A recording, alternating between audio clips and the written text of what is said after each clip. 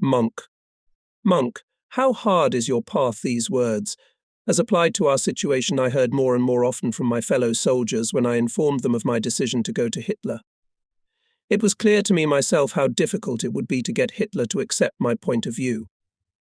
However, at that time, I still believed that our High Command was able to make a sound assessment of the situation if it was reported to the Front General. This confidence remained with me all the way as I flew by airplane from the front line north of Ural to Far East Prussia, where the Führer's well-appointed and well-heated high headquarters was located. On December 20th at 3 p.m. 30 Min. I landed at the Rustenburg airfield, after which I had a 5-hour conversation with Hitler, interrupted only twice, each time for half an hour once for dinner, and the second time to view the weekly newsreel, which Hitler always watched himself. At 6 p.m. I was received by Hitler in the presence of Keitel, Schmundt, and several other officers. Neither the Chief of the General Staff nor any other representative of the General Command of the Army was present during my report to the Commander-in-Chief of the Army, which Hitler appointed himself after the removal of Field Marshal Brauchitsch. As on August 23, 1941, I appeared in the only number before the top of the Supreme Command of the Armed Forces. When Hitler greeted me, I noticed for the first time the aloof and hostile look he directed at me, which indicated that he already had a prejudice against me. The dim lighting of the small room added to the unpleasant impression. The report began with my presentation of the operational situation in the area of the 2nd Tank Army and the 2nd Field Army. Then I reported my intention to withdraw the troops of both armies from line to line up to the line of the rivers Zusha, Oka, which I had reported in Roslavel to Field Marshal von Brauchitsch as early as December 14th, and to which I had received his consent. I was convinced that this had been reported to Hitler in due time. How great was my surprise when Hitler, flaring up, exclaimed, "No, I forbid it." I reported to him that the withdrawal has already begun, and that ahead of the specified line along the rivers Zusha and Oka are not any boundaries that would be suitable for the organization of a long defense. If he considers it necessary to keep the troops and go to the winter to the defense, we have no other choice. Hitler, in that case, you will have to burrow into the ground and defend every square meter of territory. Me, we can no longer dig into the ground, because the ground is frozen to a depth of 1-1.5 meters. And we, with our miserable tools, can do nothing. Hitler, then you will have to create craters with your heavy field howitzers and equip them as defensive positions. We already did that in Flanders during the First World War. During the First World War, each of our divisions operating in Flanders occupied a front 4 to 6 kilometers wide and had 2 or 3 divisions of heavy field howitzers and a fairly large set of ammunition. My divisions have to defend a front 20 to 40 km wide, and for each division I have no more than 4 heavy howitzers with 50 rounds of ammunition for each gun. If I use my howitzers to make funnels, with each gun I can only create 50 small funnels, the size of a wash basin, around which black spots are formed. But this by no means constitutes a defensive position. There has never been such cold in Flanders as we have encountered here. Besides, I need ammunition to repel Russian attacks. We are unable to drive into the ground the poles needed to lay telephone lines, and have to use explosives to do so.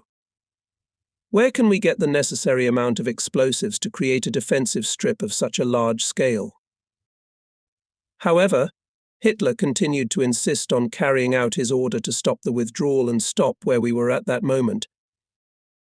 Me, in that case, we will be forced to go to the defense at a disadvantageous position for us, as it was on the Western Front during the First World War. We will, as then, have to fight battles at the expense of the use of equipment and have exceptionally high losses, without being able to achieve successes. Adhering to such tactics, we are already during this winter will have to sacrifice the best part of our officer and non-commissioned officer corps, as well as personnel suitable for its replenishment. And all these sacrifices will be in vain and beyond irreplaceable. Hitler, do you suppose that the grenadiers of Frederick the Great died with great willingness? They too wanted to live, nevertheless the king was entitled to demand from every German soldier his life. I also consider myself entitled to demand of every German soldier that he sacrifice his life. Every German soldier knows that in time of war he is obliged to sacrifice his life for his fatherland, and our soldiers have proved in practice that they are prepared to do so. However, such sacrifices should be demanded of soldiers only when justified by necessity. The instructions I have received will inevitably lead to casualties that can in no way be justified by the requirements of the situation. Only on the line of the Zusha and Oka rivers, which I propose, will the troops find positions equipped in the fall, where they can find protection from the winter cold. I ask you to pay attention to the fact that most of our losses are not from the enemy, but as a result of the exceptional cold, and that the losses from frostbite are twice as great as those from enemy fire. Anyone who has himself been in hospitals where there are frostbitten men knows perfectly well what this means. Hitler, I know that you support the cause and are often in the troops.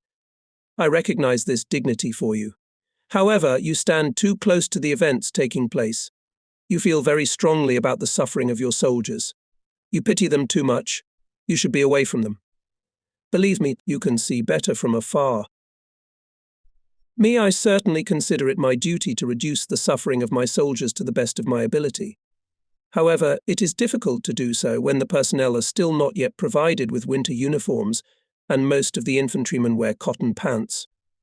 Boots, underwear, mittens and helmets are either completely absent, or they are available in negligible quantities.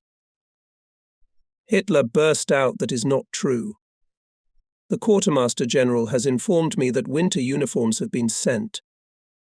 Of course, the uniforms have been sent, but they have not reached us yet. I have traced its path.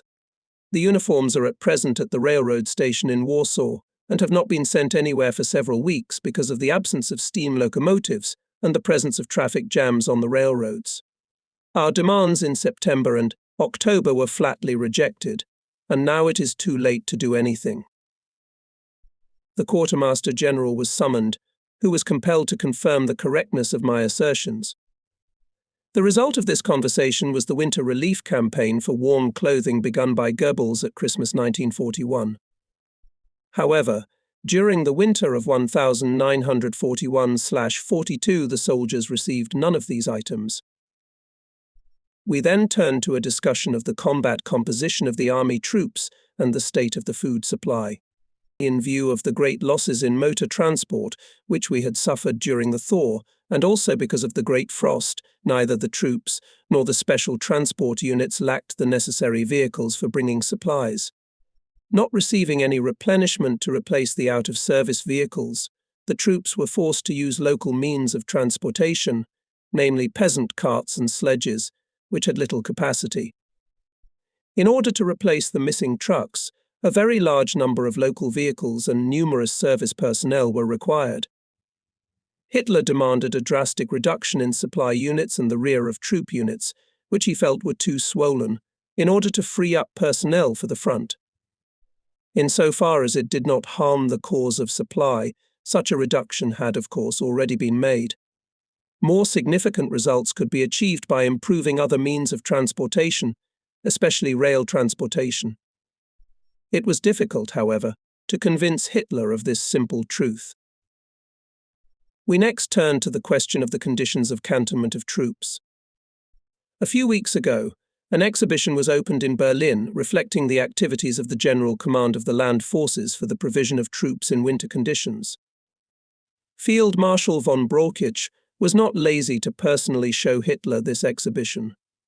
The exhibition was amazingly beautiful, and it was even shown in the newsreel. But unfortunately, the troops did not have any of these beautiful things. Because of the incessant maneuver warfare, it was impossible to build anything, and the country gave us very little. Therefore, the conditions of accommodation for our troops were exceptionally bad. About this, Hitler also did not have a clear idea. When we talked on this subject, the Minister of Armaments, Dr. Todt, a man of intelligence and common sense, was present. Impressed by my account of the situation at the front, Todt gave me 2 trench ovens, which he intended to show Hitler, and then as models sent to the troops, which were to produce such ovens, using local funds. His gift was perhaps the only positive result of this long conversation. During dinner I sat next to Hitler and, taking advantage of this circumstance, told him some details regarding front life. However, this did not make the impression on him that I had hoped for. Apparently, Hitler, as well as his cronies, believed that I greatly exaggerated. After dinner, the conversation was resumed, and I made the suggestion that the work in the Supreme Command of the Armed Forces and the General Command of the Land Forces were put to the General Staff officers with frontline experience. I said, judging from the attitude of the staff of the Army High Command, I have the impression that our reports are evaluated incorrectly, and as a result you are often misinformed. Therefore, I consider it necessary to appoint officers with sufficient front-line experience to the positions of officers of the General Staff in the Supreme Command of the Armed Forces and the General Command of the Land Forces. A changing of the guard must be effected. In both headquarters, in the highest positions are officers who, since the beginning of the war, i.e. in the course of 2 years, have never seen the front. This war is so different from the First World War that the front experience of that period is now irrelevant. My words hit the very center of the hornet's nest. Hitler indignantly objected, "I cannot part with my entourage now." "Me, you do not need to part with your personal adjutants, that is not what is at issue. The important thing is to replace the leading officers occupying positions on the General Staff with officers who have front-line experience, especially experience of fighting in winter conditions." This request of mine was also categorically rejected. The conversation ended unsuccessfully. As I was leaving the room where I made the report, Hitler said to Keitel, "I have not changed this man's mind." Thus a crack was formed in relations between us, which in the future could not be eliminated. The next morning, before leaving for the return trip, I once again telephoned the Chief of Staff of the Operational Leadership of the Armed Forces, General Jodl, and said again that the current methods of action will inevitably lead to extremely high loss of life, which is not justified by anything. Reserves are needed, and immediately, in order to break away from the enemy and to gain a foothold in the rear defensive line. This appeal of mine had no effect. December 21st, after a telephone conversation with Jodl, I flew back to Orel. By order of Hitler, the border of the left flank of my army was established at the confluence of the river Gisdra into the Oka. This change greatly increased the responsibility of the tank army, which was very undesirable for me. The rest of the day was spent on the development and issuance of orders that had to take into account Hitler's intentions. In order to ensure the implementation of these orders, I went to the divisions that make up the 47th Tank Corps on December 22nd. After a short talk at the Corps headquarters, I went to Chern, where the 10th Motorized Division was located, and informed the division commander, General von Lepper, of the purpose of the new order and the reasons that forced Hitler to give it. In the afternoon, with the same purpose, I visited the 18th and 17th Panzer Divisions. By midnight, I went back to Orel on icy roads. In any case, I personally familiarized in detail with the commanders of the compounds that were on the left flank with the changes caused by Hitler's order, and believed that with a clear conscience I could expect the events of the coming days. December 23rd was spent on conversations with the commanders of the remaining corps. In the 43rd Army Corps, I was informed that the 167th Infantry Division was also badly damaged. The 296th Infantry Division was retreating toward Belov. The resistance ability of this corps was rated very low. Between its left flank and the 43rd Army Corps, there was a huge gap that could not be closed by the available forces, which had almost no ability to move off-road over impassable terrain. Taking all this into account, I decided to withdraw on the Highway Tula-Orel 3rd and 4th Panzer Divisions to Orel, give them a 3-day rest to put themselves in order, and then, under the command of the headquarters of the 24th Panzer Corps, to send both divisions through Karachev. Bryansk to the north with the task of attacking the flank of the enemy, forcing the Oka. However, the enemy breakthrough in the area of operations of the Second Army forced me to turn some of these forces to the place of a new crisis, which slowed the concentration of both divisions in the area of Laikfin. All other units of the 24th Tank Corps, except the Tank Corps, were concentrated in Oral and used as a garrison for the city. I used the day of December 24th to visit a number of hospitals where Christmas festivities were taking place. I succeeded in bringing joy to the brave soldiers. But it was a sad duty I spent the evening at work until Liebenstein, Bussing and Kalden appeared, with whom I spent a few hours in friendly conversation. On December 24th, the Second Army left Livny. North of Laikfin, the enemy crossed the Oka. By order of the General Command of the Army's main command, the 4th Panzer Division was sent to Belev with the task of delaying the enemy. My planned counterattack by concentrated forces of the 24th Tank Corps threatened to turn into private, scattered actions. On the night of December 25th, the 10th Motorized Division was forced to leave Chern in connection with the encompassing maneuver undertaken by the Russians. The success of the Russians was unexpectedly increased by the fact that the units of the 53rd Army Corps, acting to the left of the 10th Motorized Division, could no longer hold their positions, and the enemy managed to break through our front here. Parts of the 10th Motorized Division were surrounded in Cerny. I immediately reported to the Army Group Command about this unfavorable event. Field Marshal von Kluge threw me a number of sharp reproaches, saying that I should have given the order to abandon Cerny not that night, but at least 24 hours earlier. The result of the delay of the order was the encirclement of a part of the 10th Motorized Division. I, however, as reported above, personally conveyed to the troops Hitler's order to hold the village. Therefore, I indignantly rejected the unfair reproach brought against me. On December 25th, the encircled units of the 10th Motorized Division managed to break out of the ring of encirclement and reached our positions, bringing with them several hundred prisoners. The order was given to withdraw to the line of the Zusha and Oka rivers.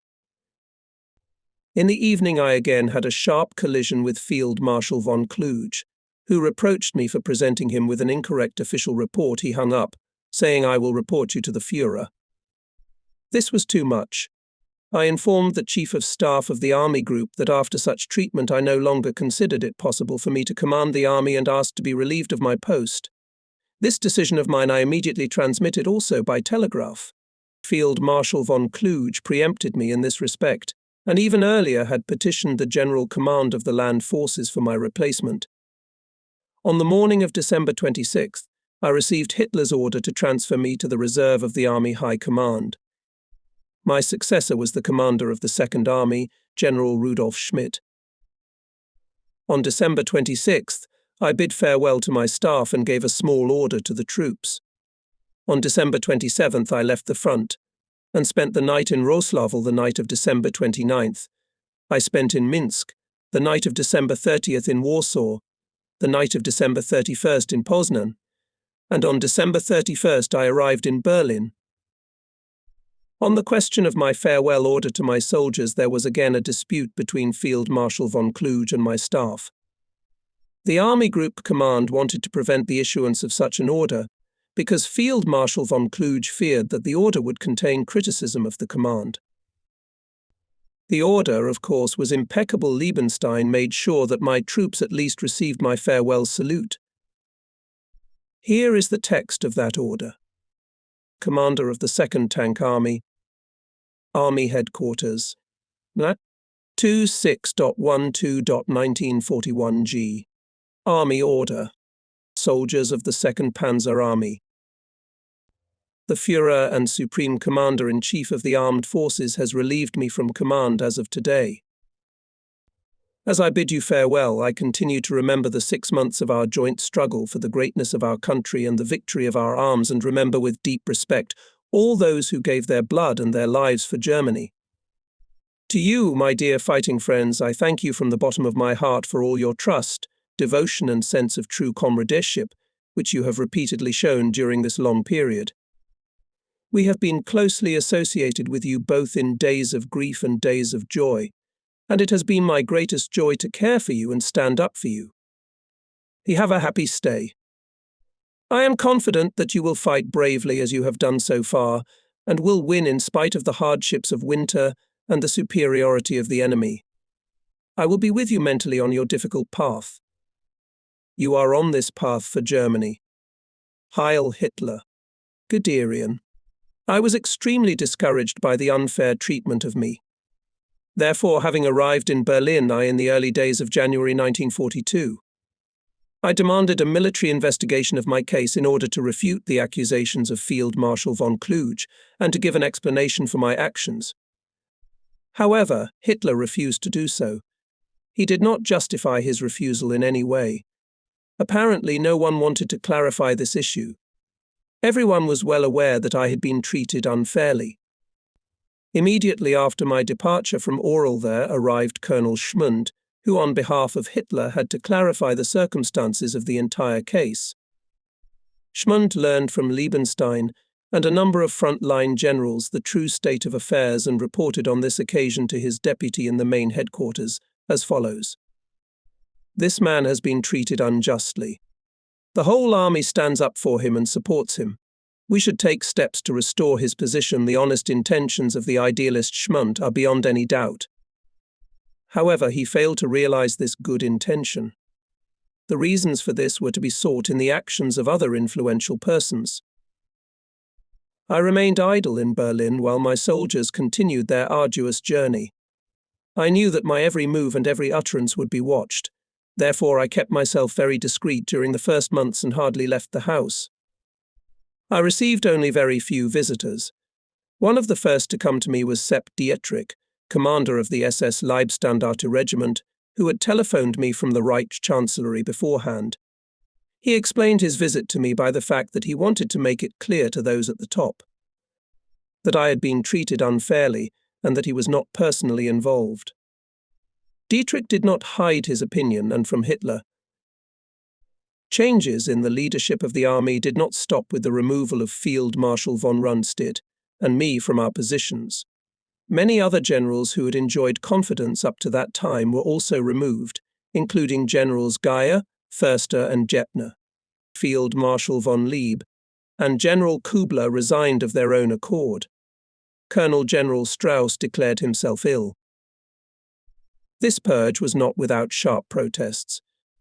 Particularly serious consequences had the case of Colonel General Jeppner, whom Hitler deprived of the right to wear the uniform and orders, as well as the right to a pension and a service apartment. Jeppner refused to recognize this unlawful order, and lawyers from the General Command of the Army and the Supreme Command of the Armed Forces had the courage to report to Hitler that he had no right to make such decisions.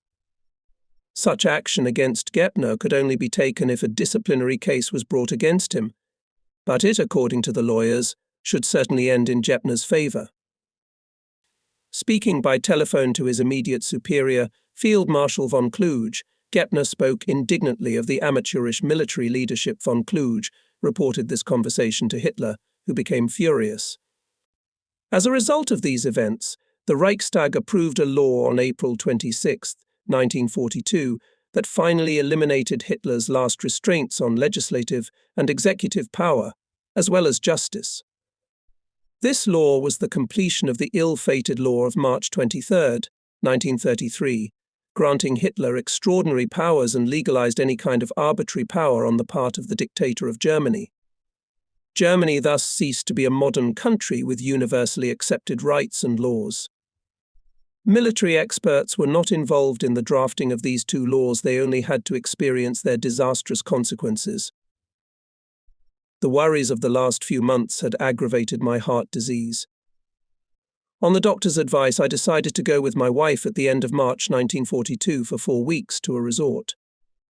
After all my experiences in Russia, the peaceful and beautiful spring landscape and the baths I took at the spa had a very beneficial effect on my heart and general state of mind.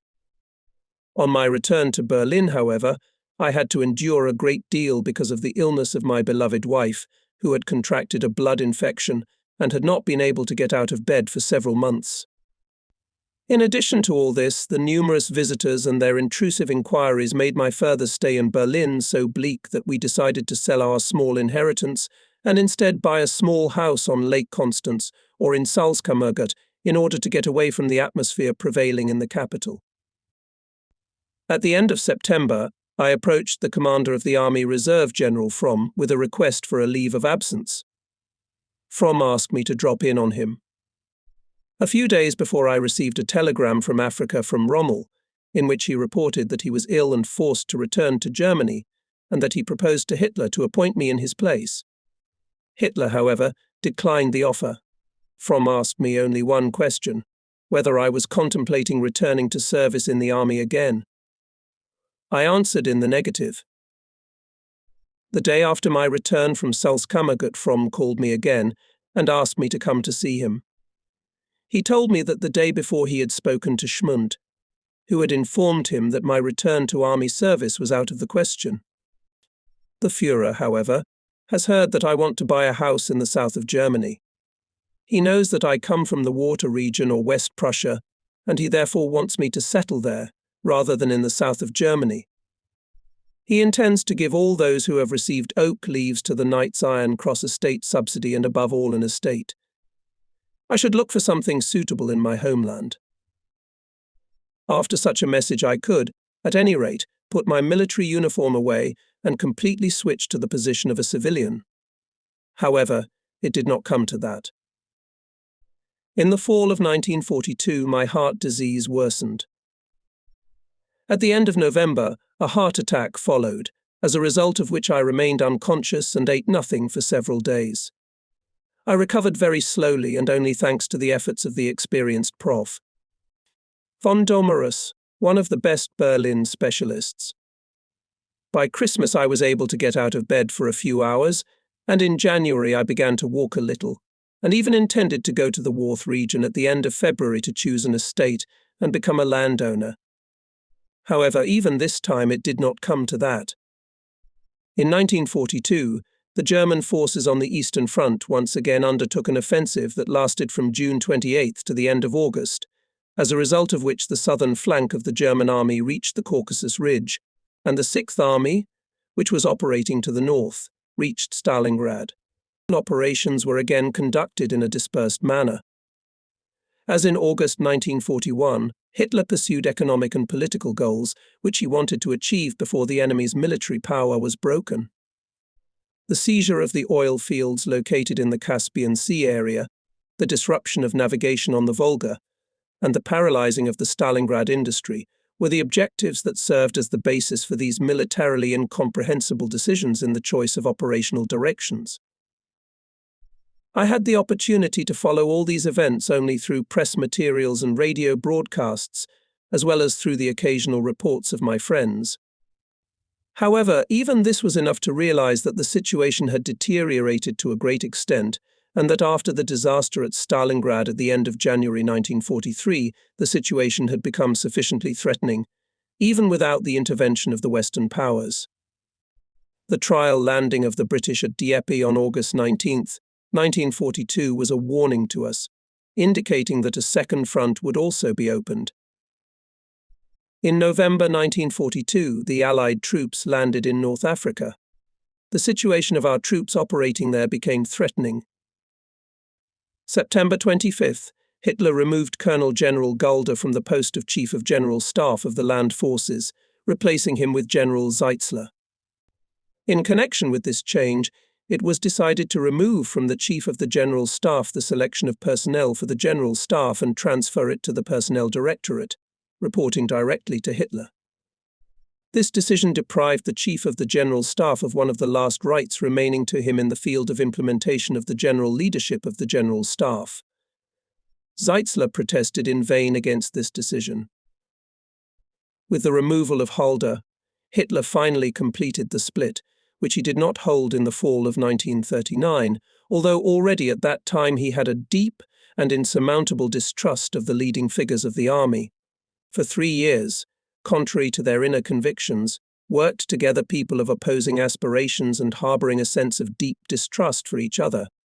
Will the situation change in the future? Will Hitler trust Zeitzler more than Brauchitsch and Holder? Will he henceforth listen to the advice of military experts? The fate of the German people depended on the answers to these questions. In any case, the new Chief of General Staff began to work with great zeal. He often defended before Hitler his point of view and fought to change Hitler's mind. He resigned 5 times and was rebuffed 5 times by Hitler.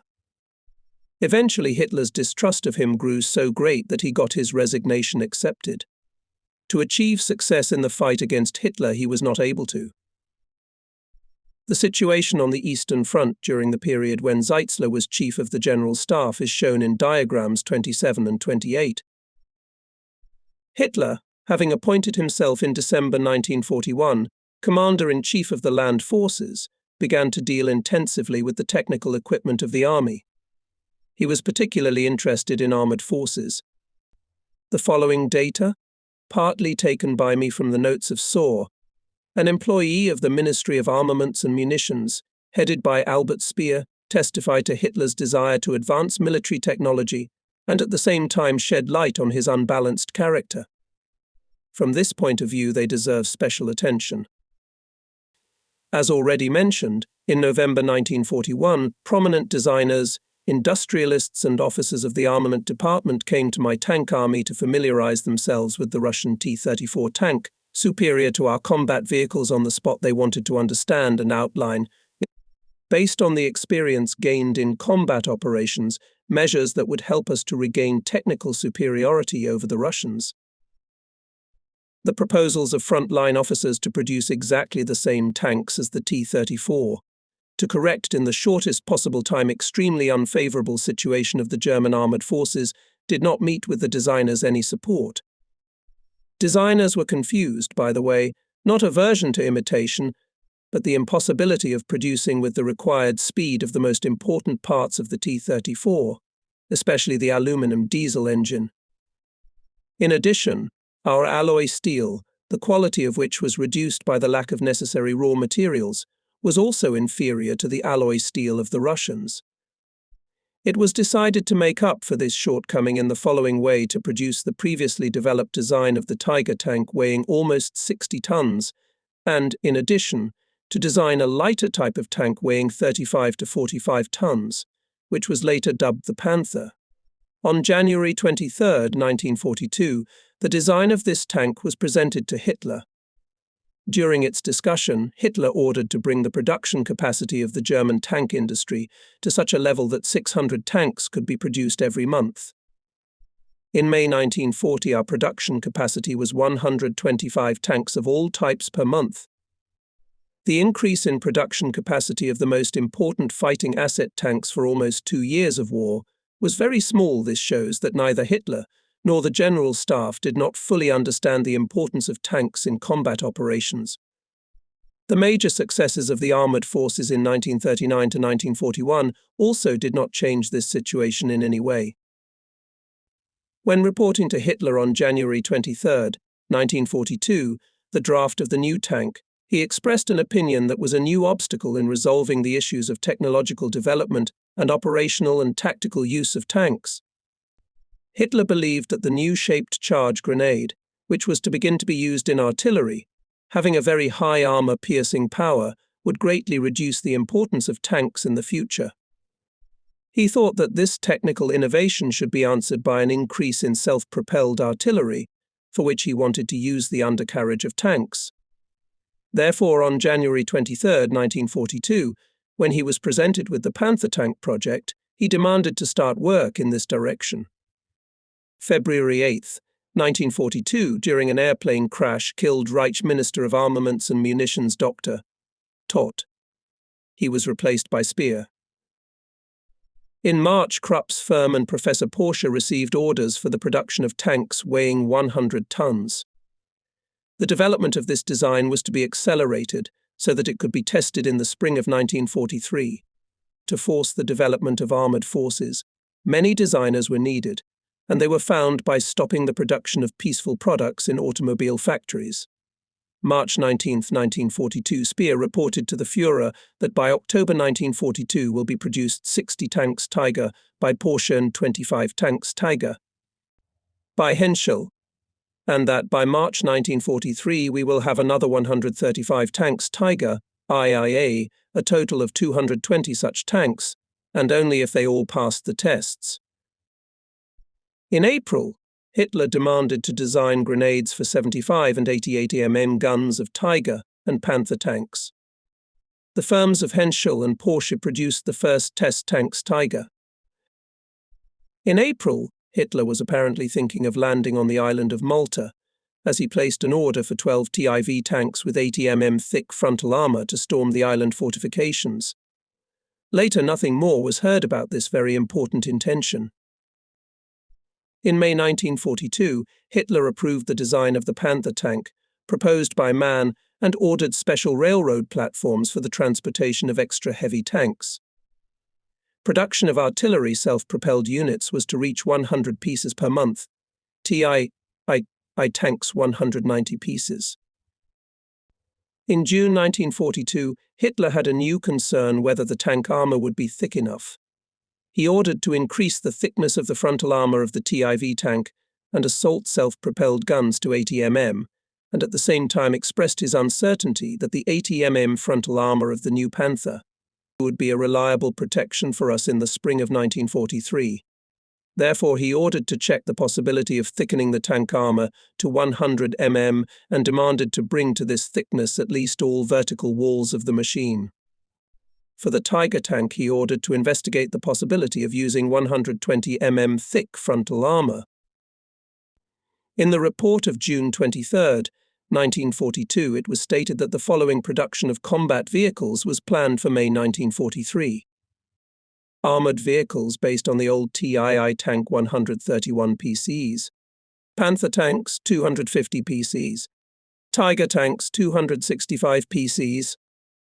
Hitler was very pleased with this plan. He wanted to accelerate the production of air-cooled diesel tank engines. This desire, expressed in 1932 by General Lutz, was realized by Krupp only in relation to light tanks TI.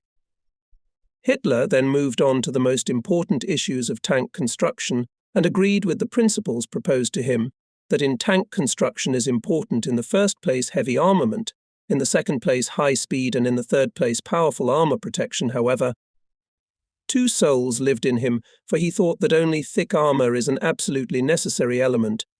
His fantasy turned into gigantomania. Engineers Grote and Hacker were commissioned to design a giant tank weighing 1,000 tons. For the design of Portsee's Tiger tank, the thickness of the bottom armor was specified at 100 mm, and as its armament provided either 150 mm gun L-37 or 100 mm gun L-76. Professor Porsche promised to produce the first vehicles of his brand by May 12, 1943. On July 8, 1942, the first tank company was to be urgently formed from Tiger tanks to take part in the battles near Leningrad. On July 23, i.e., 15 days later, Hitler changed his decision, demanding that the Tiger tanks be brought into combat readiness no later than September for use in France.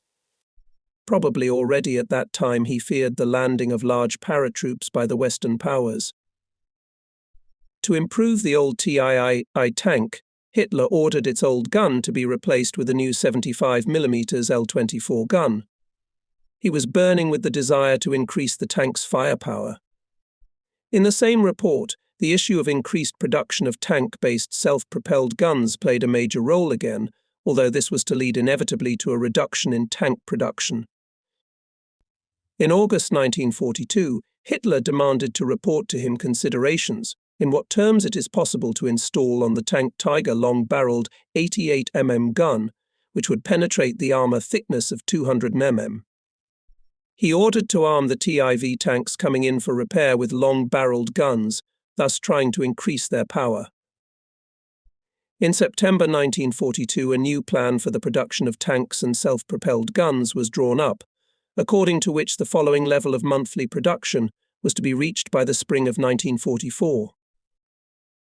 Leopard light reconnaissance tanks 150 PCEs, Panther tanks 600 PCZ, Tiger tanks 50 PCs, total tanks 800 PCs, assault self-propelled guns 300 PCs, light self-propelled guns 150 PCs, heavy self-propelled guns 130 PCs, ultra-heavy self-propelled guns 20 PCs, total self-propelled guns 600 PCEs.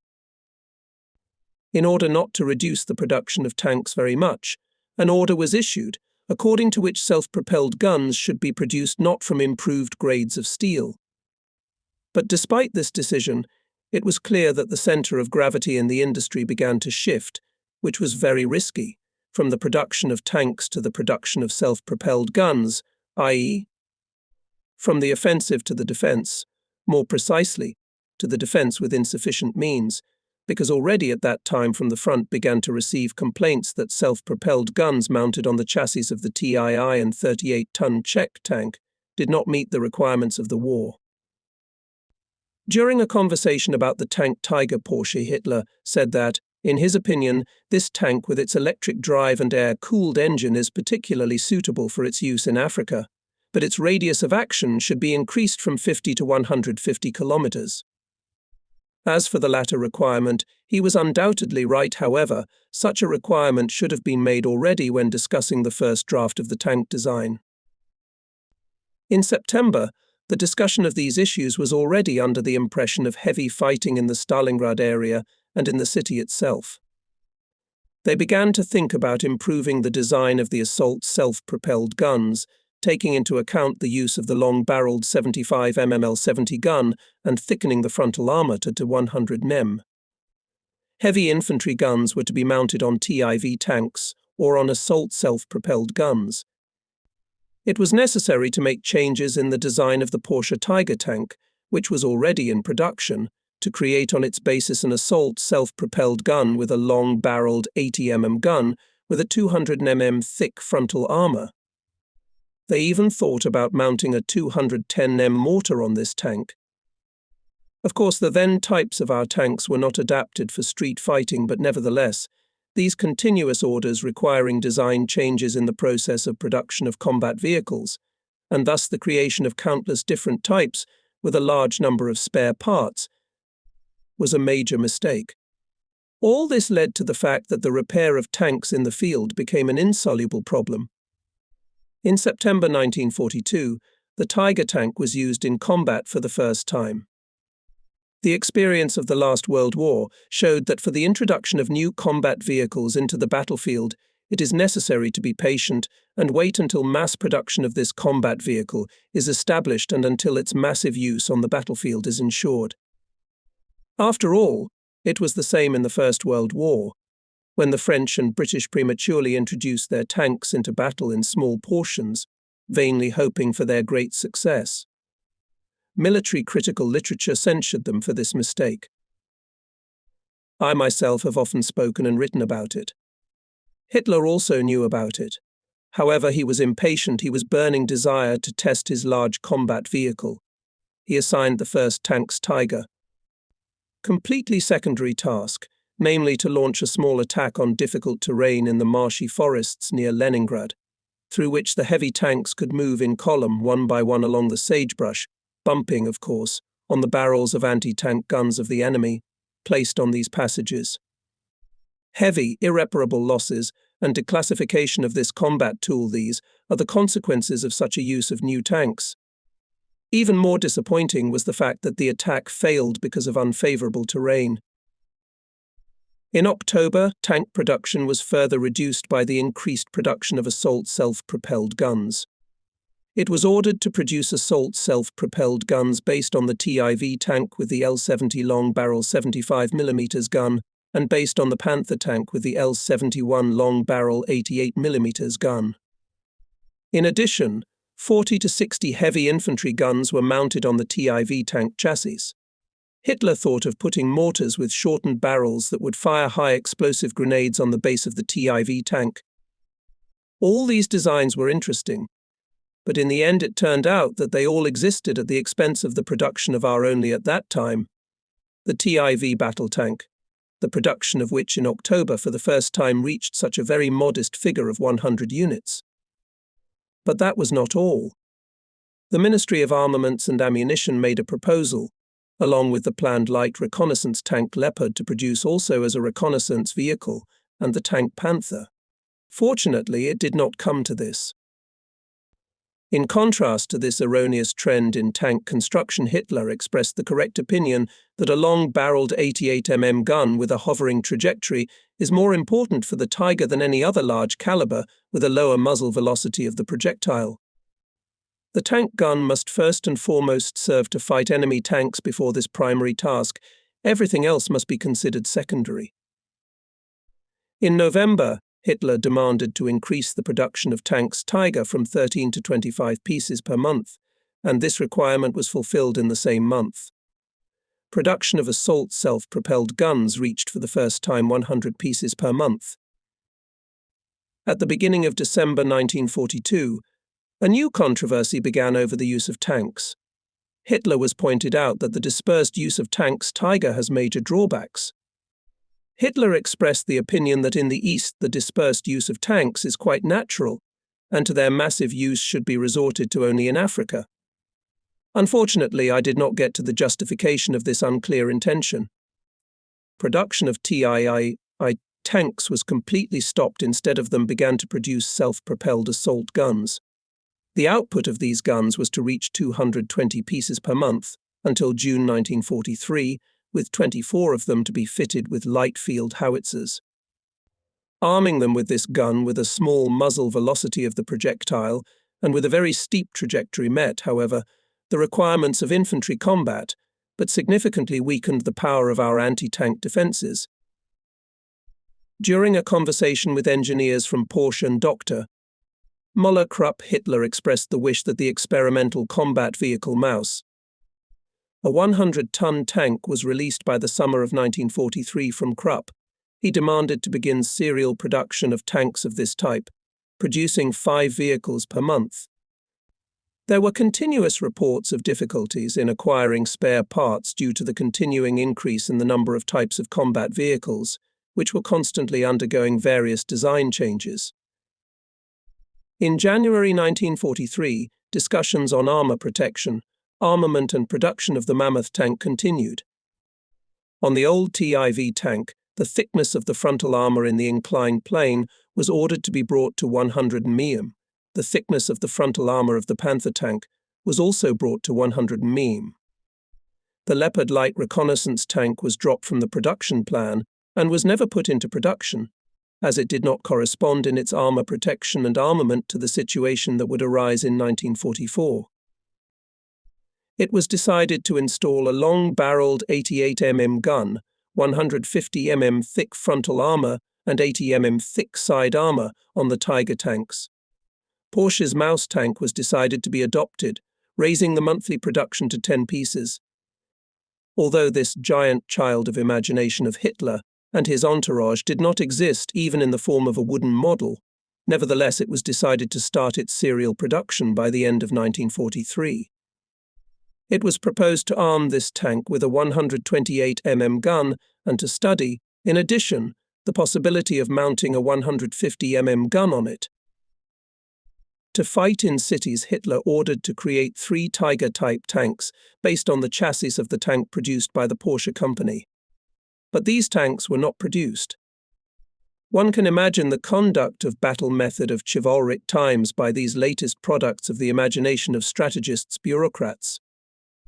In order that these giants of urban combat could be supplied in sufficient quantities with purified alcohol, special fuel trailers and additional tanks were ordered. Hitler then demanded the construction of special apparatus for smoke exhausts to be installed on tanks. He also expressed the opinion that the helicopter is most suitable for its use in artillery and armored forces. Hitler's address to all tank workers of January 22, 1943, as well as new powers to expand the tank production program granted to Minister Speer, testified to the ever-increasing anxiety in connection with the declining combat power of the German armored forces in the face of ever-increasing serial production of the old, but beautiful Russian tank T-34. Despite all this, in early February Hitler ordered to begin production of the so-called bumblebees and hornets in the form of self-propelled guns on the chassis of the TIV tank. He transferred all factories producing TII tanks to produce self-propelled guns armed with light field howitzers, and factories producing the old 38-ton Czech tank to produce self-propelled guns equipped with the PaK-40 anti-tank gun. He ordered the accelerated production of 90 Porsche Tiger tanks called Ferdinand. For tanks TIV, Panther and Assault self-propelled guns, in order to protect them from armor-piercing Russian infantry, were introduced so-called removable screens. Finally, in the discussion of the increasingly deteriorating situation on the tank front intervened General Staff, which demanded to abandon the production of all types of tanks, except for the tank Tiger and the tank Panther, not yet ready for mass production. Hitler was induced to agree to this proposal. The Ministry of Armament and Munitions also welcomed the resulting simplification of production. This group of innovators did not consider only one thing: that with the cessation of production of TIV tanks, German ground forces should be limited to 25 tanks Tiger produced each month. The consequence of this could have been the total destruction of the German ground forces in a very short period of time. The Russians would have won the war without the help of their Western allies, and would have taken over all of Europe. No power on earth could have held them back. Europe's problems would have been very simplistically solved. We would then have learned what true democracy means. The danger looming over us was so monstrous that they began to look for a man among the generals of the armored forces and some prudent individuals from Hitler's military entourage who would be able to immediately eliminate the threat of the onset of chaos. My pre-war writings were placed on Hitler's desk, and he was asked to read them. He was then invited to summon me. Finally, having overcome the feeling of distrust that Hitler harbored toward me, he agreed to listen to me. And so, to my great surprise, on February 17, 1943, I was summoned by the Army Personnel Directorate and sent to talk to Hitler in the main headquarters in Vinica.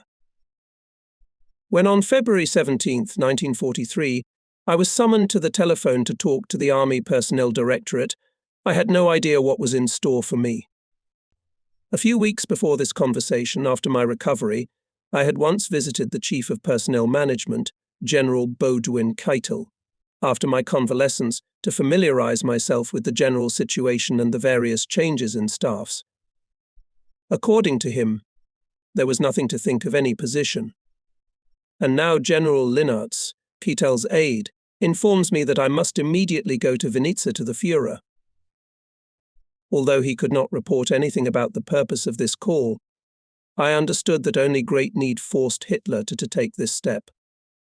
The catastrophe at Stalingrad, the unheard-of surrender of an entire army on a huge front, the heavy losses caused by this national disaster, as well as the heavy defeat of our allies, who could not with their small forces to hold the flanks adjacent to the Sixth Army. All this led to a severe crisis. The morale of the army and the people was severely lowered. Foreign and domestic political blunders also joined the military disaster. The Western powers, having landed an amphibious assault in Africa, achieved major successes. The increasing importance of this theatre of war became evident after the meeting of Roosevelt and Churchill, which took place from January 14 to 24, 1943 in Casablanca. The most important outcome of this conference was the decision to demand unconditional surrender of the Axis powers. This insolent demand was met with strong indignation by the German people, and especially by the army. Henceforth it became quite clear to every soldier that our adversaries were filled with a passion to destroy the German people, that their struggle was directed not only against Hitler and so-called Nazism, as they then claimed for propaganda purposes, but also against business, and therefore unpleasant industrial competitors. For a long time thereafter, these promoters of destruction from Casablanca boasted of their deeds. On January 5, 1945, Winston Churchill said in the House of Commons, "It is only after a thorough, fully considered, reasonable and mature weighing of all the facts on which our lives and our freedom depend that the President of the United States has decided, with my full concurrence as War Cabinet Commissioner, to set the conference at Casablanca for the complete and unconditional surrender of all our enemies, Just because we adamantly insist on unconditional surrender does not mean that we will use our victorious weapons to treat peoples unjustly and cruelly. Even earlier, on December 14th, 1944, Winston Churchill had promised to give Poland East Prussia, with the exception of Königsberg, which was to go to the Russians. He promised the Poles Danzig and 200 miles of Baltic Sea coastline. He guaranteed them the freedom to extend their borders westward at the expense of German territory. He declared literally the following: millions of people will be moved from the east to the west, or to the north Germans will be driven out, or, as proposed, we will carry out a total expulsion of Germans from the areas that Poland is to receive in the west and north. It is undesirable to have a mixed population. Was not this attitude toward the population of East Germany cruel? Was it not unjust? Evidently, the House of Commons did not unanimously share Churchill's views, for on January 18, 1945, he again had to defend his point of view. What should be our position in dealing with the insidious enemy with whom we are dealing? Should there be unconditional surrender, or should we conclude an armistice with the enemy, thereby giving him the opportunity to launch a new war a few years later? The principle of unconditional surrender was proclaimed by the President of the United States and by me at Casablanca, and I have undertaken to adhere to it everywhere. I am confident that we did the right thing. However much ambiguity then remained, now resolved in our favor. Shall we therefore now change the statement we made when we were weak, to change it today when we are so strengthened? It is clear to me that there is no reason for us to depart from the principle of unconditional surrender.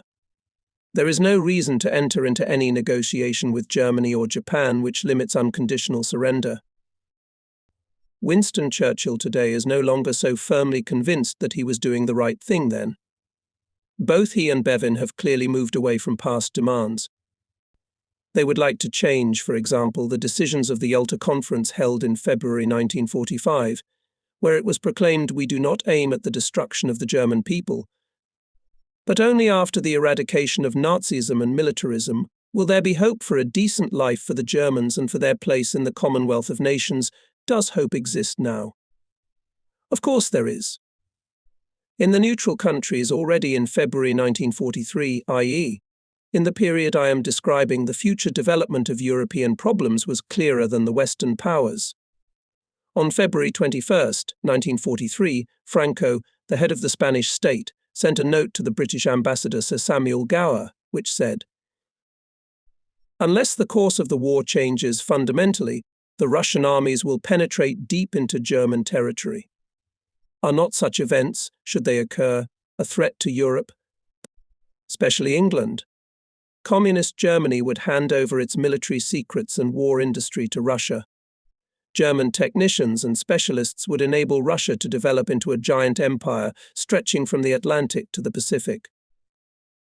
I ask myself, is there any such force in Central Europe, in this motley carpet of ununited races and nations, impoverished and exsanguinated by war, which could oppose itself to Stalin's aspirations? There is no such force. We can be sure that all these countries will sooner or later fall under the domination of communism. We therefore regard the situation as extremely serious and ask the English people to weigh the situation carefully. If Russia is authorized to occupy Germany, no one will then be able to stop the further advance of the Soviets. If Germany ceases to exist, we must create her again. To believe that its place can be taken by a federation of Latvians, Poles, Czechs, and Romanians is ridiculous. Such a union of states would quickly fall under Russian domination." Sir Samuel Gower, on February 25, 1943, we assume, replied on behalf of, and with the permission of his government, the theory that Russia would be a threat to Europe after the war one cannot accept. Nor do I reject the idea that Russia, after the end of hostilities, might launch a political campaign against Western Europe. You state that communism poses the greatest danger to our continent, and that a Russian victory would contribute to the triumph of communism throughout Europe. We are of quite a different opinion. After the war, can any nation, relying entirely on its own forces, subjugate Europe? Russia will be busy with her own reconstruction, and she will depend to a greater extent on the aid of the United States and Great Britain. Russia does not occupy a leading position in the struggle for victory. The war effort is exactly the same, and victory will be jointly won by the Allies. When the war is over, large American and British armies will occupy the continent. They will be composed of first-class soldiers. They will not be battered and exhausted like the Russian units. I will venture to predict that the English will be the most powerful military force on the continent. England's influence over Europe will be as strong as it was in the days of Napoleon's defeat. Our influence, backed by military might, will be felt by all Europe, and we will take part in its reconstruction. This is what Sir Samuel, Britain's representative in Franco's neutral Spain, said. It sounded very self-assured. Hitler, in his instinctive aversion to diplomatic negotiation, had accurately determined that he could not negotiate with the Western powers. His fate, as well as that of the German people, was on the edge of the sword. In domestic political life, the resignation of Ryder and Schott caused a new aggravation. It seemed that the state system had given the first crack. Under the impression of these events on February 18, 1943, I went by train accompanied by Oberleutnant Bakey to Rustenburg to fly from there to the headquarters. On the train I met General Kempfeff, an old colleague of mine in the armoured forces. From him I learned some details of the progress of operations over the past year. In Rustenburg I was met by Keitel's adjutant Major Weiss, who also could not tell me exactly why the Führer called me.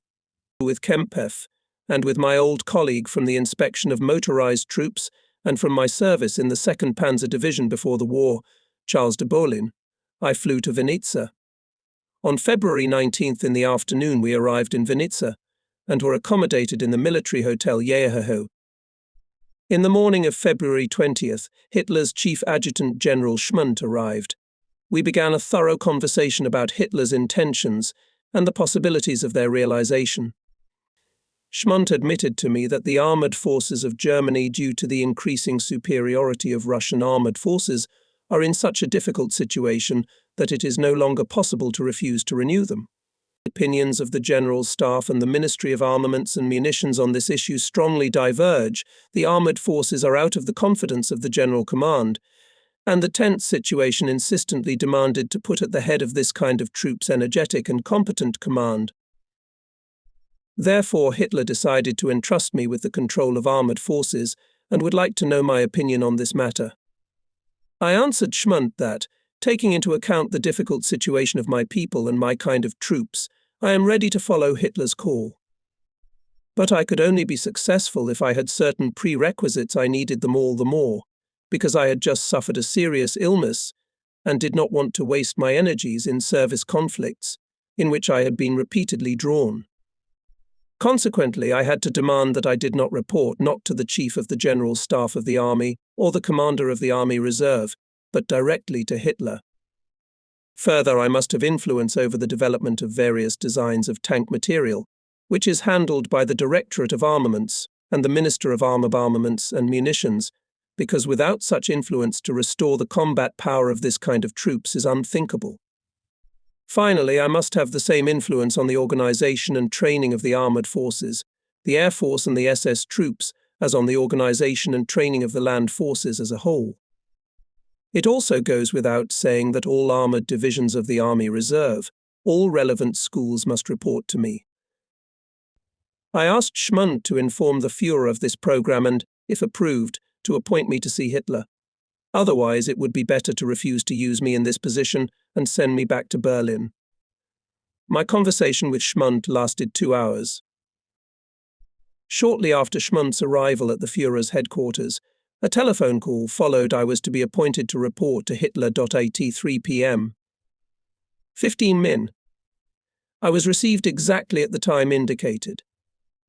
At first Hitler talked with me in the presence of Schmundt, but soon we remained with the Führer in his office face-to-face. I had not seen Hitler since the somber December 20th, 1941. He had aged a great deal in the intervening 14 months. His manner was no longer as confident as it had been. His speech seemed slow. His left hand trembled. On his desk were my books. He began his conversation by saying in 1941 our paths parted. At that time there were misunderstandings between us, which I regret very much. I need you. I replied that I was willing to work if he could create conditions for me to be fruitful. Hitler informed me that he intended to appoint me Inspector General of Armored Forces. Schmundt, he continued, had already informed me of my opinion on the matter. He, the Führer, approves of it and asks me to draw up an instruction on this basis and submit it.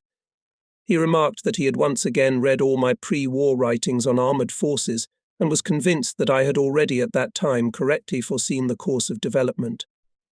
Hitler said that from now on I must put my ideas into practice. Hitler then began to talk about the current military situation. He was clearly aware of the failure that befell us militarily, politically and morally in connection with the defeat at Stalingrad and the subsequent retreat of German troops on the Eastern Front. Hitler expressed his determination to resist the enemy's blows and then restore the situation. This first meeting with Hitler ended after a 45-minute business conversation at about 4 p.m. From Hitler I went to the Chief of the General Staff, General Zeitzler, to receive information on the situation on the fronts. I spent the evening in the company of General Kostring, former military attaché in Moscow, von Prinn, Commandant of Vinnitsa, and Buchenhagen, commander of the 15th Infantry Division. With all these generals I was well acquainted. After my long absence, their reports were useful to me. What Prinn reported about the German administration of occupied territory was very unhappy. The methods of administration of the Germans, especially those of the German Reichskommissar Kirk, had turned the Ukrainians from friends of the Germans into their enemies.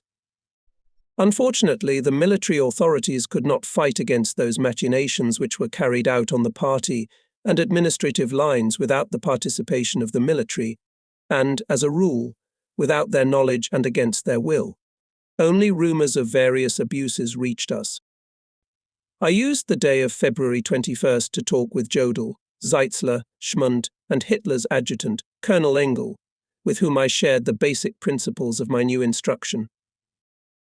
On February 22nd, I flew to Rustenburg to prepare the instruction together with Field Marshal Keitel, who was not then in the Führer's headquarters in Vinnitsa. The commander of the Reserve Army, Colonel General Fromm, also arrived there on February 23rd. The instruction was drafted a few days later on February 28th. It was approved and signed by Hitler. Since it was of fundamental importance for my activities in the following years, I give its text. Instructions for the Inspector General of Armored Forces. The Inspector General of Armored Forces is responsible to me for the further development of the Armored Forces, a branch of the Armored Forces of decisive importance for the conduct of war. The Inspector General reports directly to me. He has the rights of an army commander and is the senior chief of armored forces. The Inspector General is charged with resolving questions of organization and training of armored troops and large mobile formations of land forces in mutual agreement with the Chief of the General Staff of the Land Forces. In addition, he has the right to give instructions on my behalf to the Air Force and the SS troops on questions of organization and training of armored units. I reserve the decisions on questions of principle to myself. He links his requirements in the field of further technical development of his branch of service and production planning with the Reich Minister for Armament and Munitions and reports to me. As the senior chief of his branch of service, the Inspector General is also the commander of the spare parts of his branch of service. His task is to ensure the uninterrupted supply of the front with combat-ready personnel and serviceable armored vehicles in the form of individual combat vehicles and current replenishments for active formations or newly formed formations. His task is to make, on my instructions, the distribution of tanks and other armored vehicles between the active army and the reserve army. The Inspector General of Armored Forces ensures the orderly and timely formation and replenishment of armored troops and mobile formations in accordance with the orders issued. Together with the General Staff of the Land Forces, he takes care of the expedient use of crews who have lost their vehicles in battle. The Inspector General of Armored Forces must generalize and use experience in the field of combat use of armaments, combat training and organization of armored forces. For this purpose, he has the right to visit and inspect all armored units of the armed forces and SS troops. The armored forces of the active army report their combat experience directly to the Inspector General of Armored Forces. The Inspector General of Armored Forces in turn reports his findings and personal considerations to all appropriate authorities, including the Reich Minister of Armaments and Munitions. The Inspector General supervises the development of all regulations and manuals for armored forces. At the same time, the statutes outlining the issues of command and control of formations and interaction with other branches of the armed forces must be approved in advance by the Chief of the General Staff. The Inspector General of Armored Forces, as the senior chief of a branch of troops, is subordinate to a reserve and training military units of mobile troops, which are subordinate to special command authorities. B. Military schools and schools of mobile units of the active army and reserve army together with the training units belonging to them. The Inspector General of Armored Forces is authorized, within the scope of his competence, to give directive instructions to all service instances of the land forces. All departments must provide the Inspector General of Armored Forces with the information he requires. Führer's Headquarters, February 28, 1943. Führer, signed Adolf Hitler. The instruction contained a number of powers which my colleagues in other branches of the armed forces, the so-called Inspector Generals of the branches of the armed forces in the General Command of the Army, who reported to the Chief of the General Staff of the Army, did not have. They could visit the troops only with the permission of the Chief of the General Staff. They enjoyed no rights in relation to the Reserve Army, and the schools they had no right to issue statutes and instructions. Naturally, the actions of these deplorable soldiers were restricted. This alone explains the fact that all my predecessors as Inspector General of Armored Forces were unable to settle a single important question. Experienced front-line officers did not seek to take up these positions, and if they were nevertheless forced to do so, they tried by all means to get back to the front where they could prove themselves. However, my appointment to the post of Inspector General changed the position of armored forces. Not surprisingly, the General Staff, especially its chief, and the General Command of the Land Forces had little admiration for the new directive and saw it as an infringement of their sacred rights. Subsequently, I had to overcome more than once the difficulties and obstacles imposed by them. Even after the end of the war, they did not leave me alone, and they did not stop at twisting the facts. However, this reorganization did not harm the interests of the great cause, and armored forces remained until the very end of the combat, and quite modern kind of troops, capable of performing their tasks.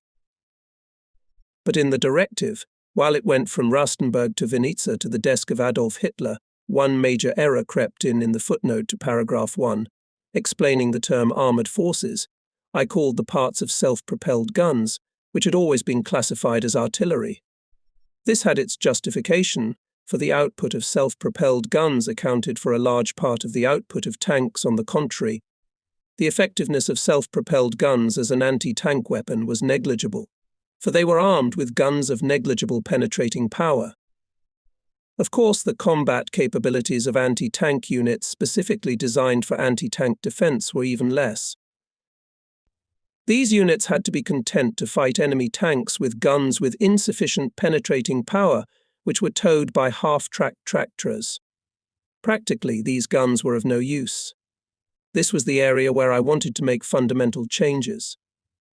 The word heavy, which had been sneaked into a footnote without my knowledge, limited the self-propelled guns to be transferred to the Inspector General to units of heavy self-propelled guns, which were still in formation. They were to be armed with self-propelled guns based on the Tiger and Panther tanks. Already at the first report I noticed that I had been played a cruel joke, i.e., not with me personally, but with the anti-tank defense of the ground forces, and thus with the ground forces themselves. While the instruction was going through the bureaucratic channels, I headed for Berlin to form myself a headquarters and make it operational. I settled into my old office space in Bendlerstrasse, where I had worked before the war as commander of the armoured forces. I chose as my chief of staff an experienced frontline officer and a convinced tanker, Colonel Tamail, who took up his new duties with the greatest zeal, which did not leave him until the disaster. In appointing him to this most responsible position on my staff, I considered the personal and business qualities of the officer.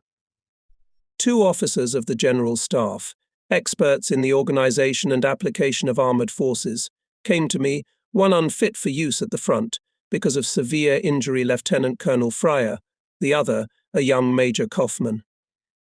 The latter was later replaced by Major Baron von Wohlwart. Adjutant was confirmed the severely wounded Lieutenant Colonel Prince Max zu Waldeck. From among the experienced frontline officers were appointed officers responsible for the development of questions for each type of armoured troops. As a rule, these were severely wounded, in need of some rest, elderly officers. They were changed from time to time, after they had fully recovered from their wounds and expressed a desire to change the dusty air of the Chancellery for the fresh wind of the front. Through this system of replacing officers, the Inspector General's office kept in close, living contact with the front at all times. For replacement armoured units, the position of Inspector of Armoured Forces of the Rear was created, which for a time was held by General Eberbach. His headquarters were also located in Berlin. His Chief of Staff, Colonel Bollbrinker, simultaneously held the post of Chief of the 6th Inspectorate in the Directorate of General Affairs of the Reserve Army Commander. This combination of duties I introduced by agreement with General Fromm in order to coordinate my actions with those of the Reserve Army for the sake of our common interests. It proved itself right up to the very end of the war. The armoured schools were subordinate to the Chief of the Schools, who for a long time was the severely wounded General von Hauenschild.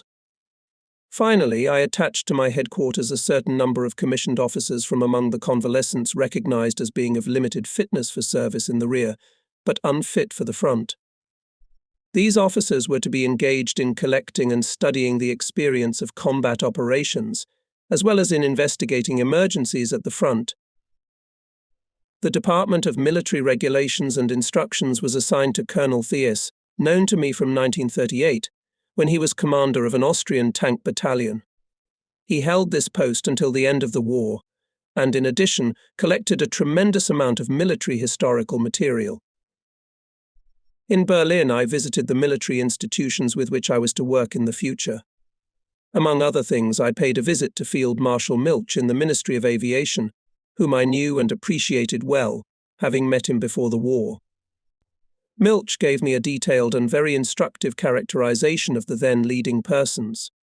Of the large circle of National Socialist dignitaries, he considered only a few to be prominent figures with influence over Hitler and recommended that I visit them.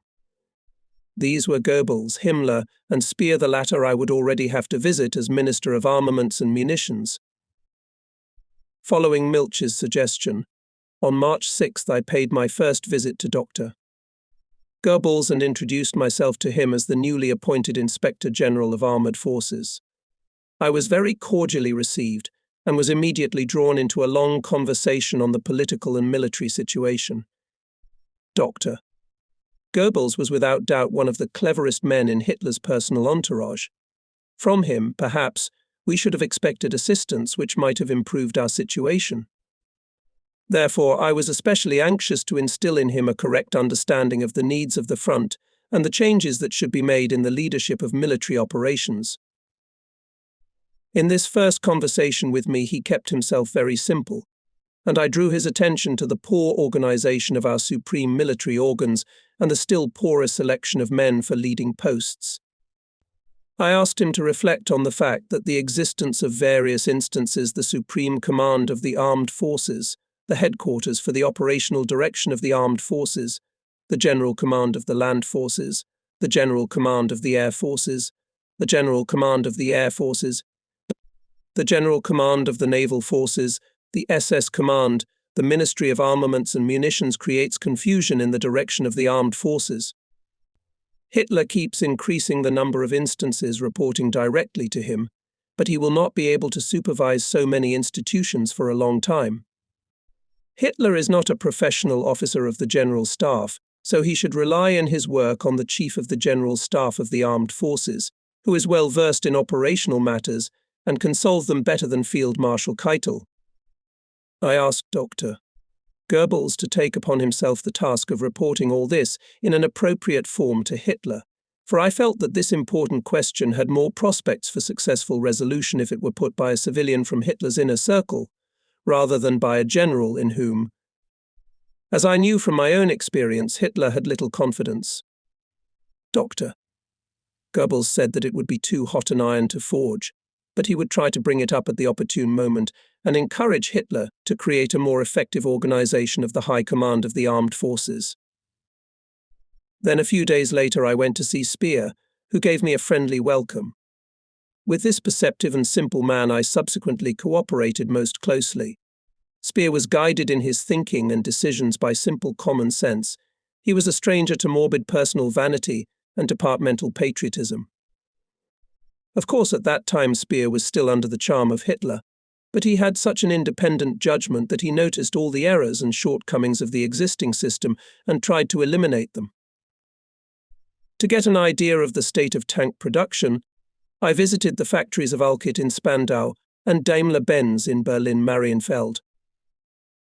Finally, I drafted new wartime staffs for the armoured divisions and the motorised units that were part of these divisions for 1943, and, as far as could be foreseen, for 1944. I wanted to achieve savings in manpower and material, while at the same time increasing the fighting ability of the units by providing them with better weapons and the use of more purposeful tactics. On this I built my first report, with which I wanted to appear before Hitler on March 9th. For this purpose I flew with Colonel Tamail to Vinica. Arriving at my destination at 4 p.m., I saw a whole assembly of officers and generals who wished to be present at my debut. I was unpleasantly surprised to see such a multitude, for I had hoped to be able to report my views in the narrowest possible circle. But I made the mistake of communicating the thesis of my report to Hitler's adjutants. And now arrived all interested parties, the entire staff of the General Staff of the Armed Forces, the Chief of the General Staff of the Army with some of the heads of departments, Inspector General of Infantry and Artillery, and, finally, Hitler's Chief Adjutant Schmundt. All found in my plans some flaws, especially they did not like my desire to subordinate self-propelled guns to the Inspector General of Armoured Forces and arm them with anti-tank divisions of infantry divisions, removing from the armament of these divisions of guns on half-track traction. In consequence of this unforeseen stubborn resistance, the report lasted 4 hours. I was so fatigued that on leaving the room I fainted and fell to the ground.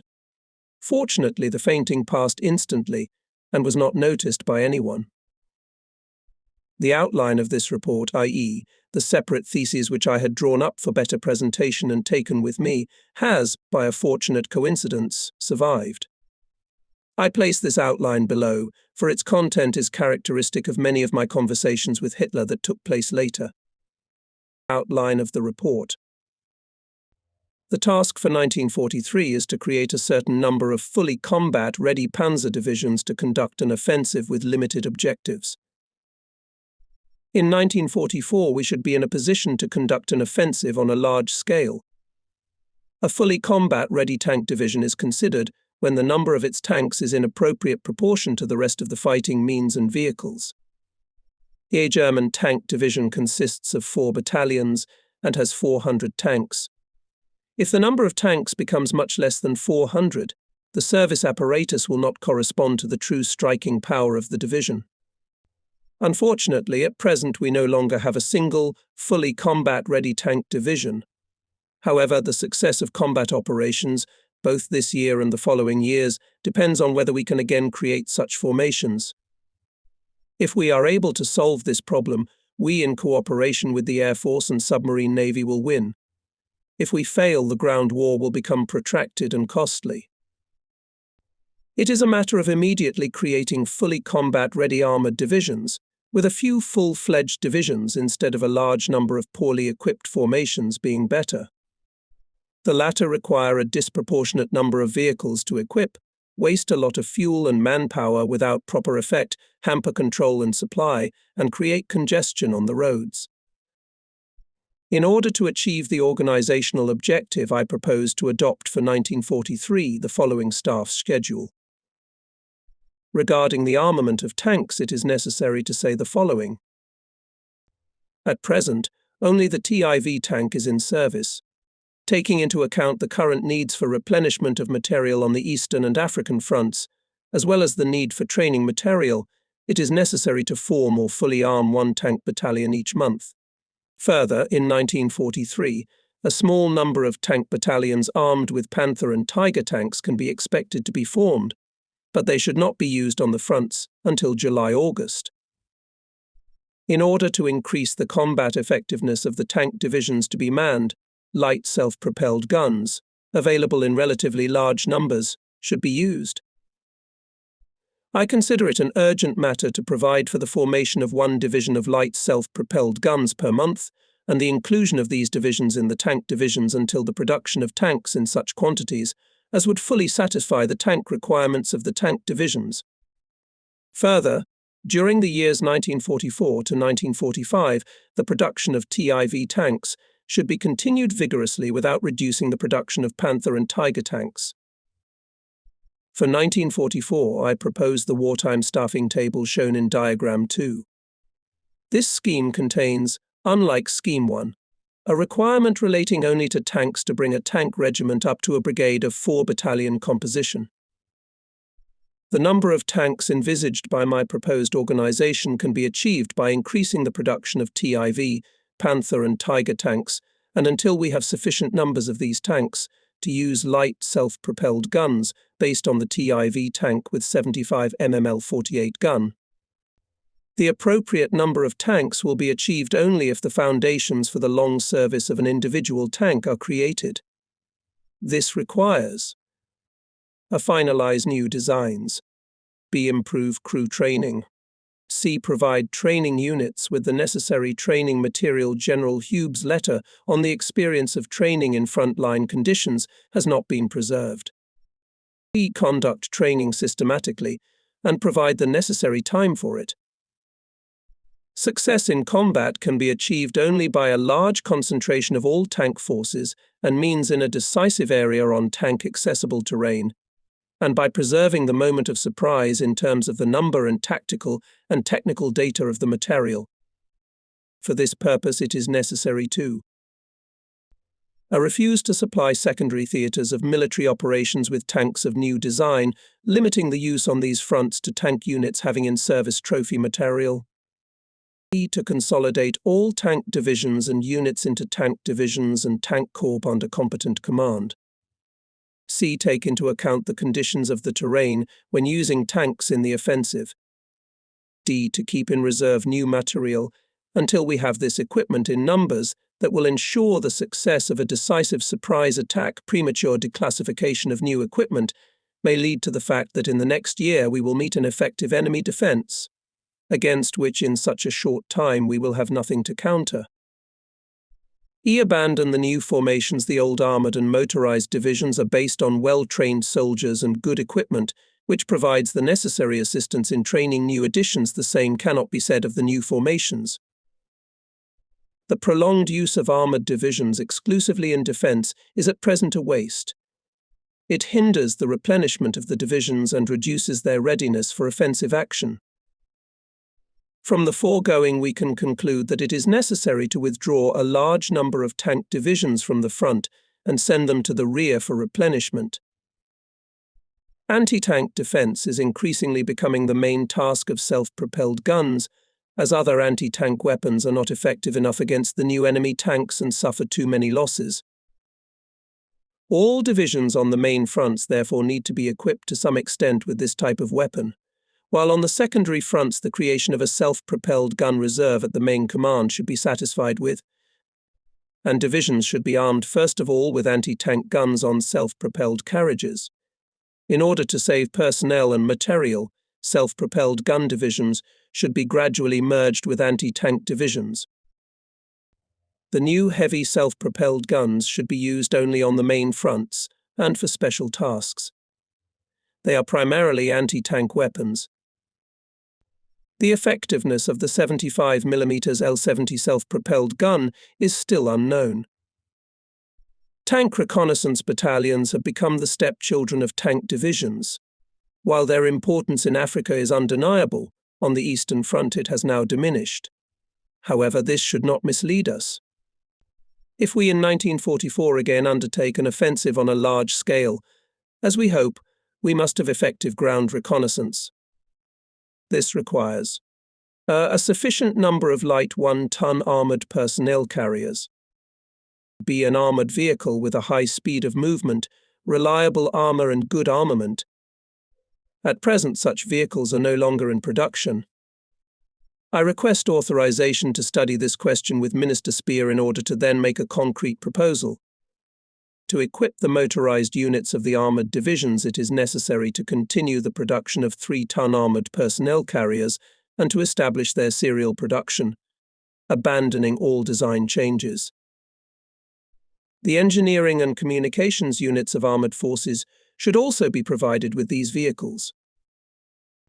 The artillery of tank and motorized divisions has been receiving sufficient quantities of reliable self-propelled guns for 10 years. Newly designed tanks cannot be used by artillery observers.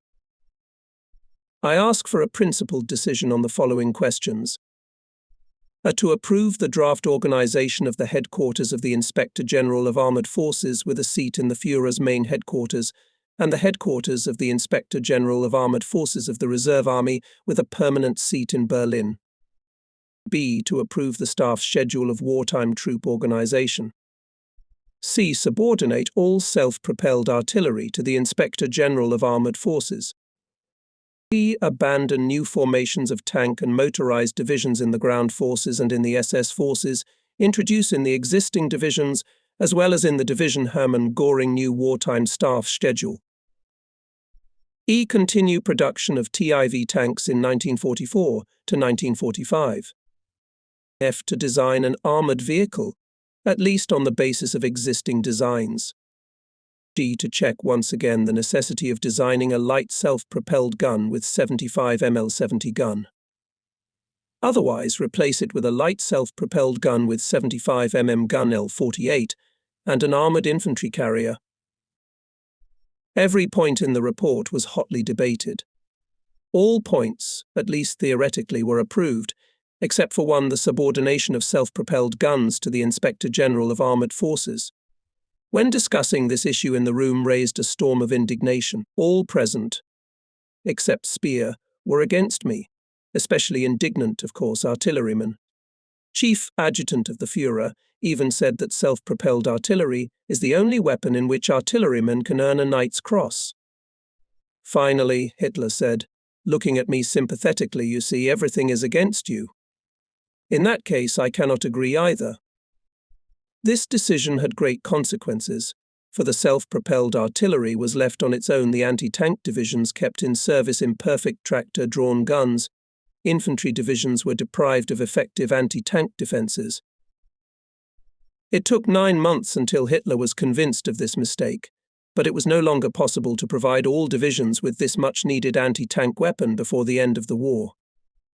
Unfortunately, to the detriment of the common cause, even approved proposals were constantly withdrawn, then again accepted, or combined into a single proposal, which prevented their implementation in practice. This applies in the first place to my insistent repeated requests for the timely withdrawal of tank divisions from the front for replenishment, in order to create a mobile reserve at the disposal of the High Command.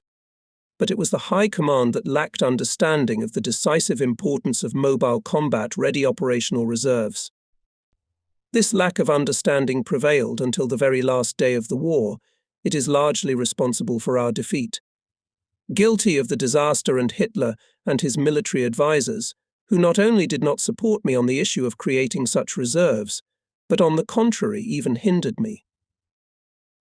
On March 10th, I flew to Berlin and began work. March 12th, I inspected the tank school in Wunsdorf. March 17th, inspected in Kassel-Henschel factories, which produced our Tigers, some important parts for the Panther and anti-tank guns model 1943. On March 18th, I visited the 300th Tank Battalion located in Eisenach, where tests of tanks controlled from a distance were conducted, as well as the Tank School for Non-Commissioned Officers of Armoured Forces in Eisenach. On March 19th, I was in Rugenwald, where Hitler was shown a Gustav gun mounted on a railroad platform, a TIV tank with an armour screen, and a Ferdinand self-propelled gun. The self-propelled gun Ferdinand was designed on the basis of Professor Porsche's Tiger tank with an electric motor to 88 MLL-70 gun mounted in a fixed turret. Except for the long-barreled gun, the tank had no other weapons, i.e., it was unsuitable for close combat. This, despite its strong armour and good gun, was its weakness. Since there was already made one issue of these tanks, I had to find a use for them, although I could not share from the tactical point of view of Hitler's admiration for this construction, of his favourite Porsche.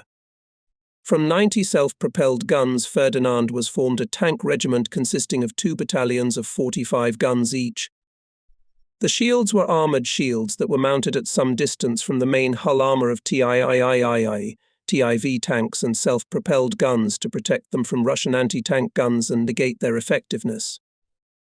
The relatively thin vertical armour walls of the hulls of these types of tanks could not withstand the fire of Russian anti-tank guns. This innovation justified itself. Gustav was a powerful 800 mm gun on a railroad installation, which could only advance along a double track line. This gun had nothing to do with my troops, and after the demonstration, loading and firing, I was about to leave, when suddenly I was called by Hitler. Listen. Doctor, Müller told me that it is possible to fire from the Gustav also at tanks. What do you think about that?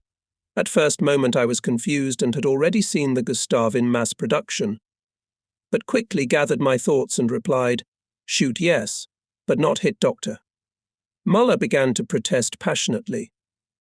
But how can a gun be used to destroy tanks if it takes 45 minutes to fire one shot from it? The question of minimum firing range made even Dr. Müller recant his assertion.